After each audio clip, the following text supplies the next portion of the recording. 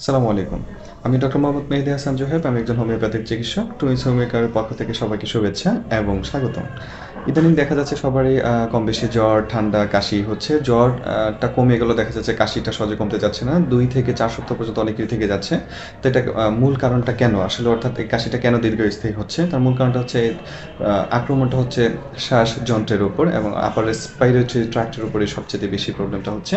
এবং দ্বিতীয় যে কারণটি হচ্ছে সেটা হচ্ছে এয়ার পলিউশন অর্থাৎ বায়ু দূষণের কারণে সাধারণত দেখা যাচ্ছে আপনার বাংলাদেশে সবচেয়ে ডিসেম্বর থেকে হচ্ছে মার্চের মাঝামাঝি পর্যন্ত হচ্ছে প্রচুর এয়ার পলিউশনটা হচ্ছে।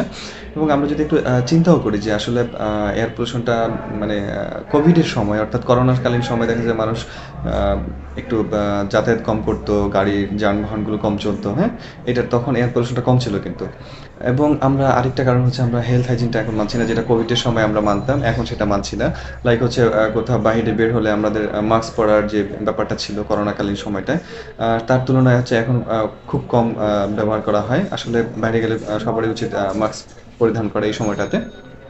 এবং এরপর হচ্ছে যদি বলি সেটা হচ্ছে আপনার সাইনাসে কফ জমে থাকা সেটা এবং ইমিউনিটি পাওয়ারটা উইক হওয়ার যে কারণে যাদের পোস্ট কোভিড যাদের ছিল তাদের এখন যে কন্ডিশনটা হচ্ছে তাদের দেখা যাচ্ছে এই ধরনের কাশগুলো কমতে অনেক বেশি সময় নিয়ে যাচ্ছে। এই হচ্ছে মূলত কারণ দীর্ঘস্থায়ী। তাহলে কি তাহলে এর জন্য করণীয়টা কি? অর্থাৎ আমরা কি করতে পারি? সেটা হচ্ছে প্রথমত আপনার হেলথ হাইজিন যে বিষয়গুলো আছে সেটা মেনে চলবেন। বাহিরে গেলে হচ্ছে অবশ্যই মাস্ক পরিধান করবেন। প্রচুর পরিমাণে পানি খাবেন। এবং হচ্ছে আপনার যে বিষয়টা হচ্ছে আরেকটু যেটা বলবো, পানি খাওয়ার ব্যাপারটা বললাম কারণ হচ্ছে যাদের ঠান্ডা, কাশি প্রচুর পরিমাণে থাকে তাদের ডিহাইড্রেশন হওয়ার একটা সুযোগ থাকে। এইজন্য হচ্ছে যেহেতু ডিহাইড্রেশন হয়ে যাবে এইজন্য পানির পরিমাণটা বাড়াতে হবে, খেতে হবে আরকি। এটা কি? সেটা হচ্ছে ইমিউনিটি বিল্ড আপ করার জন্য খাবারগুলো খেতে হবে, ইমিউনিটি বাড়াতে হবে। ভিটামিন সি সমৃদ্ধ খাবার খেতে হবে। অবশ্যই সমস্যাগুলো হোমিওপ্যাথিতে খুব দ্রুত আরোগ্য লাভ করে। যেকোনো রেজিস্টারকৃত চিকিৎসককে আপনি দেখাবেন। সবাই ভালো থাকবেন, সুস্থ থাকবেন। আল্লাহ হাফেজ।